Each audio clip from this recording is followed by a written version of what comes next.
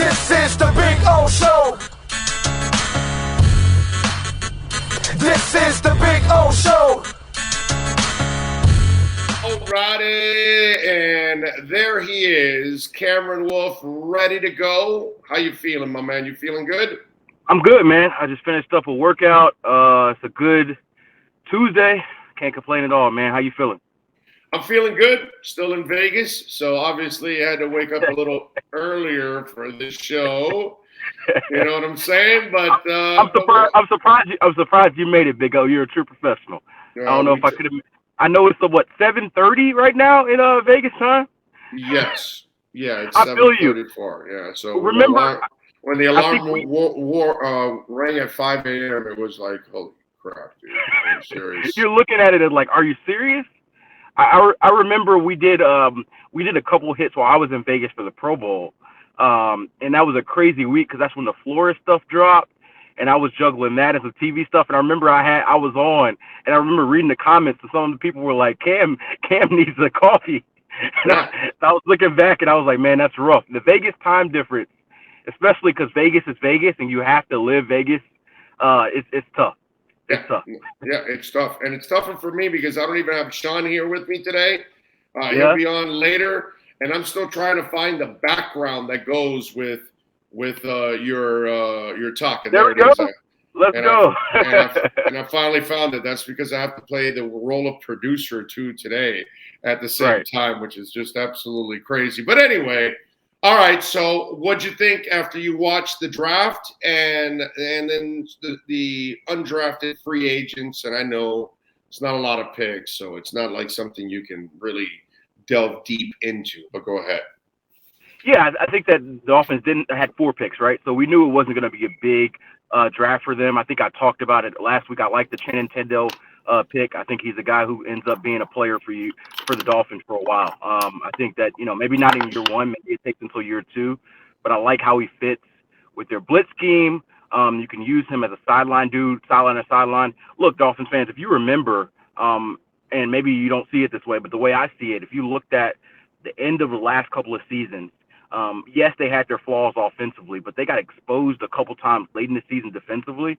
And I think the biggest difference there was they just lacked speed, right? And so the Buffalo game 2 years ago, you just saw them using crossing routes all over the field. You saw them running sideline to sideline with Josh Allen and being able to get to the edge.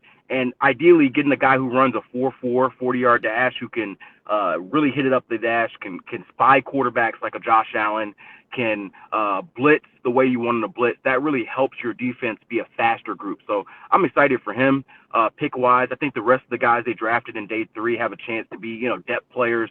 The receiver they drafted from Texas Tech, maybe he ends up being your number 4 receiver and a contributor on special teams.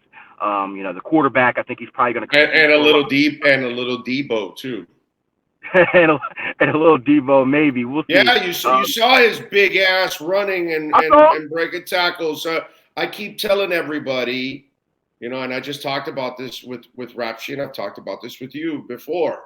Mike McDaniel brought Debo over. It's just all in pieces. And I keep telling everybody there'll be no Debo. The Debo will be in pieces all over the place. Right. Alec Ingold and Chase and Waddle and Cedric and all of these guys are going to play the Debo role in one way or another, dude. That's what I keep telling everybody. I think you're 100% right about that. I think you'll see different pieces. And one thing that I think is going to be fun to watch is the Mike McDaniel style offense, how he uses different receivers in different ways. Like I'm really pumped to see how different a role Jalen Waddle is going to have in this year. We saw him in the role he was last year, and this offseason has been wild because it's Tyreek Hill. And so we're talking a lot about Tyreek Hill, right? And Teron Armstead, how good is the O-line? But you forget Jalen Waddle, I think, is going to be a superstar in this league. And I thought he was going to be that with or without Tyreek Hill. So I'm eager to see how they use Jalen Waddle and how having Tyreek Hill opens them up. So I think that the 2 big playmakers are going to create so much attention that somebody's going to eat. So maybe it's the rookie that you mentioned. Maybe it's Mike Gesicki being able to have an even better year than he's had in his career. Maybe it's the running back. Somebody's going to eat because as a defense, your number 1 option has to be Tyreek Hill to defend, and number 2 has to be Jalen Waddle. And both of those guys are more than a handful. So that's going to be a lot of one-on-one opportunities and maybe even some 1-on-0 opportunities. Some guys just left wide open. simply because they have to create other attention. So that's what I'm pumped for sure. And then I guess just kind of looking towards the back end, I'll just give you one UDFA that I think really stood out to me. The safety they signed from Oregon. Vernon McClinley. I was pretty surprised he didn't get drafted. He's a small dude. He's undersized, doesn't have strong arms, maybe not the fastest dude, doesn't have the measurables that everybody looks for. So you just told me every reason why he wasn't drafted. But I watched him on tape, and this dude is a player. And and a lot of times I know you're looking for upside in day 3, but I think sometimes teams overlook it. And if I'm picking in day 3, I'm trying to find a player. I don't care if the dude's 5 foot tall, 150 pounds. If he can play football, then I'm gonna see if I can make it work. And clearly, his size is the reason why, like you mentioned, he didn't get drafted. But I think he's a guy. They drafted Javon Holland a year ago. This guy played with Javon Holland. They're obviously really good buddies, but they also play in that scheme. So he's probably not going to end up being a starter in his career, but to have him as the guy who backs up Javon Holland to give you depth if he makes the team and plays special teams, I think that's a big win there. So I think he could end up being their best bet as far as UDFA to make the team. Maybe a flyer. Maybe that's what he does. Yep. Maybe that's his thing. By the way, I had a rap sheet on just before you did and before you came on, and I brought something up to him that obviously this is your old stomping grounds in Tennessee. They ended up drafting a quarterback in the 3rd round, correct? Yep, Malik Willis. So I ran this by him. Any chance they become Baltimore Midwest? I mean, because they know that the guy they have is not going to get them over the hump. Yep. They have the monster in Derrick Henry. They have a line. Yep. They could easily become that, and maybe that's why you also trade A.J. Brown, because if you're going to go in the Lamar Jackson role, and if he is as limited as Lamar is, there's really no reason to spend $100 million on a wide receiver when that's like your 3rd or your 4th option in your offense, pretty much.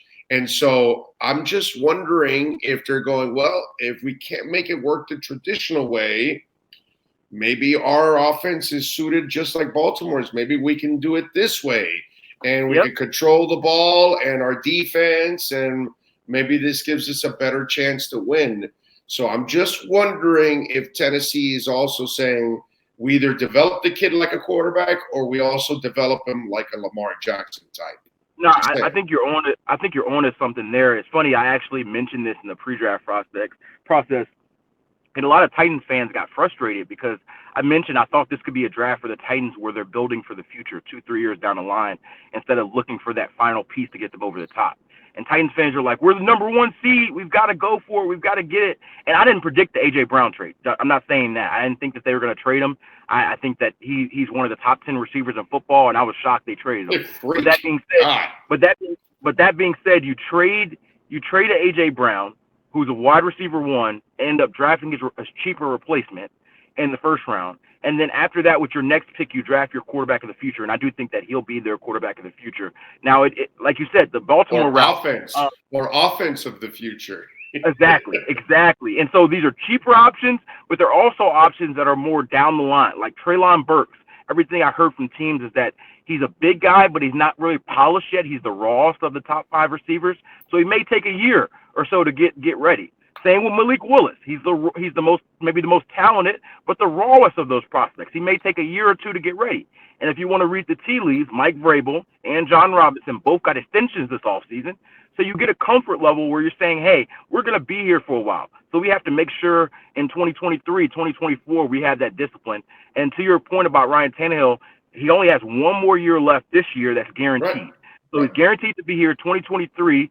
He's non-guaranteed, and so they can easily move on. So I definitely could see a scenario where 2023, after this year, especially if this year doesn't go well. Towards the end of this year, the transition starts. Exactly, that you're looking at a scenario where you got Malik Willis, Derrick Henry, and Treylon Burks as your top 3-headed monsters of this offense. And yeah, if you're doing that, you're definitely doing a lot of read option. You're definitely doing an even heavier run-based offense based on Malik Willis and Derrick Henry. And if you have Treylon Burks as your number 1 receiver, you're fine with that. You don't need that 1,500-yard receiver because you're going to be running based offense. So I think you're right on the money with that Baltimore comparison. And one more thing on that, if you look at how they've built this team and how they've prioritized players, everybody has been on the defensive side of the ball. They just paid Harold Landry $87.5 million over 5 years. They're going to pay Jeffrey Simmons sometime either this offseason or into the season. He's going to be the next $100 million defensive lineman. And so you got these type players. They just paid Kevin Byard a year ago, their safety. They're investing on the defensive side of the ball, which is what Baltimore did for a lot of times.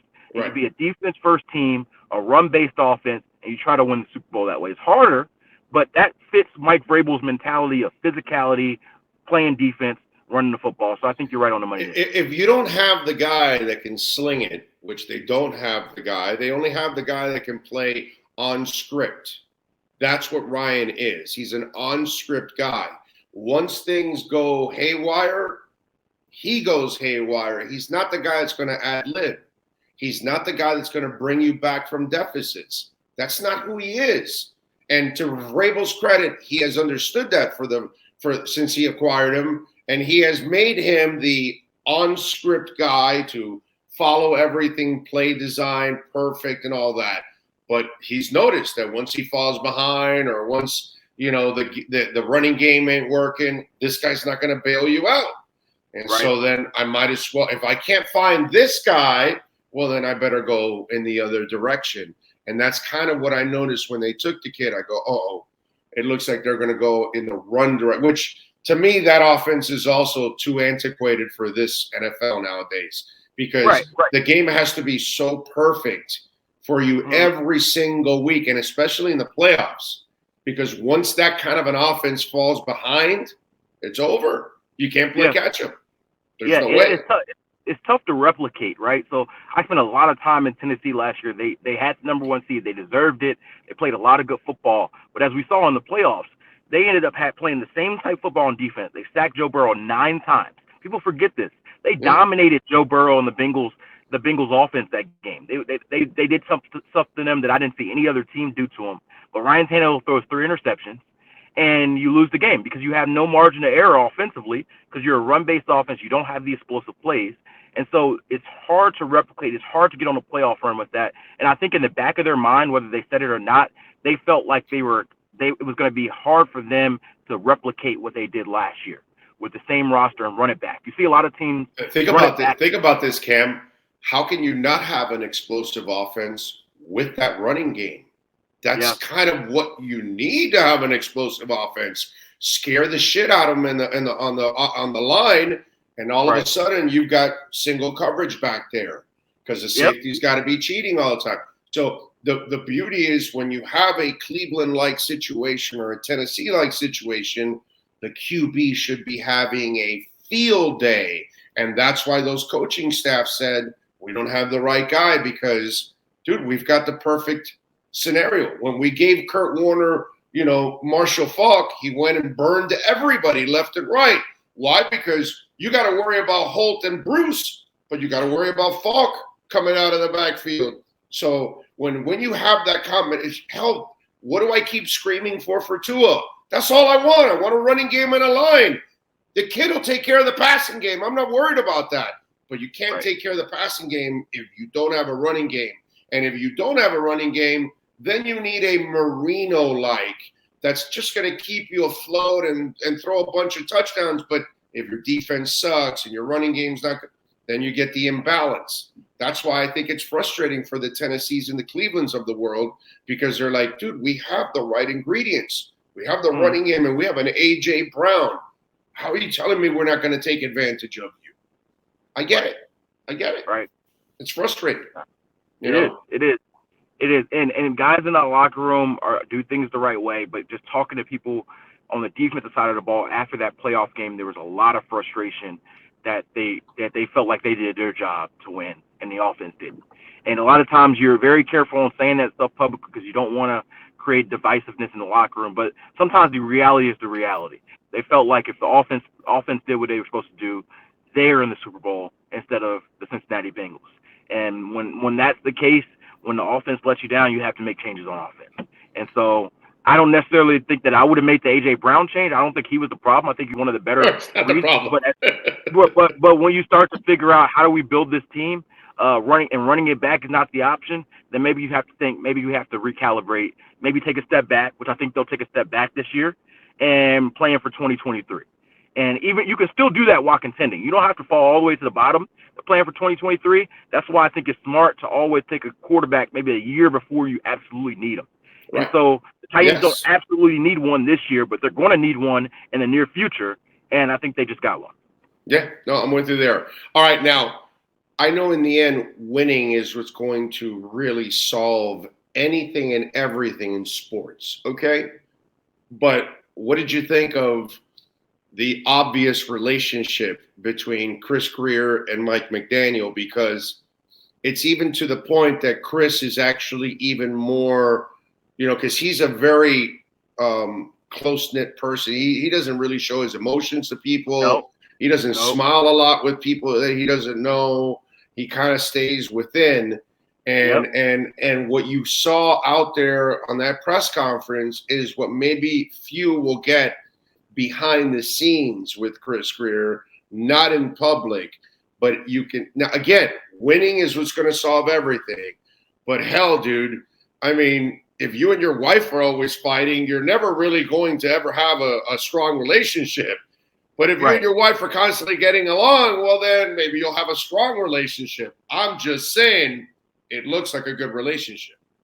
Yeah, absolutely. That's the most in a press conference style, that's the most open, jovial I've seen Chris Greer. I mean, he's making jokes about a prospect that Mike McDaniel almost flew out of his chair with, and that's just kind of a fun thing. They're making jokes about Mike McDaniel eating sushi and him talking about Chris Greer jugging down drinks. Like these are things that obviously doesn't help them win per se, but I think you're seeing just how if they're doing this publicly, they're probably doing even more privately and joking around. And it's interesting a lot of times because when you don't have guys who come in together, you always wonder how they're going to jive. Guys who I always call it arranged marriages between GMs and head coaches, where they come in at separate times. You wonder how they have chemistry without a lot of background together, right? Because you say so Brian Flores and Chris Greer went bad at the end, but at least they both came through the Patriot mindset, so they knew that in their background. But with these two guys, they're coming from completely different mindsets. But you're seeing maybe Mike McDaniel bring that out of Chris Greer, that everything doesn't have to be so serious and intense all the time. You can do your job, but still have fun with it. And I think that's a positive element. You see them having that chemistry together, figuring out how you find the right players.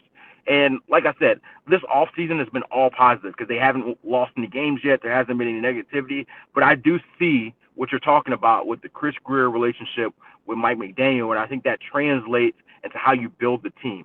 When you figure out, hey, this is a guy that I love to go to war with, I love to watch tape with, I love to build a team with, then it makes it something that you feel like you're both all in. You don't have to worry about, if whatever reason it doesn't work out with Tyreek Hill, you don't have to worry about, Mike McDaniel wanted Tyreek Hill, but I didn't want Tyreek Hill. I don't think that's ever going to be an issue just based off of their interactions with each other and based off how, it's funny to say kind of but they have both have a little bit of self-deprecation where it's funny. They can kind of joke about themselves and kind of do that. And I think that makes things light and it makes it relatable, right? Because you don't want to see your head coach and your GM all high and mighty above everybody else. You want them to, to joke about different things. So I liked it. I thought it was a fun element of the weekend. I think, listen, maybe I'm wrong, but down the line when you have your disagreements and you want one thing or another, I think you're going to be able to communicate with each other a lot easier when you have this kind of relationship.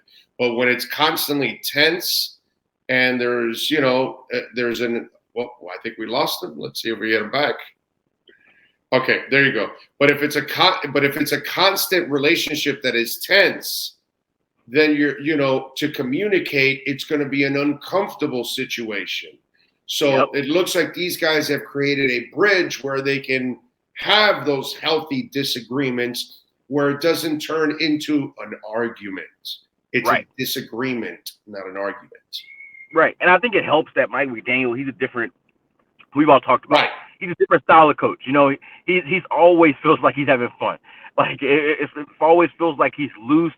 He's never on edge. He's never, at least what we've seen from him in the last 3 or 4 months. Maybe it changes, but it seems like he's always thinking about the clever, the funny, the lighting of the situation while also doing his job. And I think that helps the room overall. There, I do think that, I don't want to belabor the point with Brian Flores, but I think that there were times talking to people in the building where it just felt sometimes tense, and, guys were walking around just kind of, for lack of a whatever, with tight buttholes. And so I think that, that maybe that's the culture that he wants there, and some places it works. Maybe in New England it works. Maybe other places it works. But I think for here, I think there will be a pleasant relief, and you've already heard players talk about it, that there's a looser atmosphere, and hopefully it's still a disciplined one on the field, but there's an overall feel where you're happy, you're having fun while you're doing your job. And that, I don't know about you, Big O. I'd rather do my job when I'm having fun and happy rather than feeling like I've got to be, tensed and locked in every second of the day. Only way to do it, baby. Only way to do it. Got to have some fun, man. It's the only reason I've lasted 32 years in this crazy-ass business. Good thing is now I don't have to deal with the corporate world anymore. It's a beautiful thing. Anyway, follow him on Twitter at Cameron Wolfe and catch his work there at the NFL Network. And, of course, you can catch him here twice a week with our KSDT CPA.com Miami Dolphins and NFL Report. Cam, as always, thank you, my brother. We'll catch up down the line. All right, appreciate you, Big O.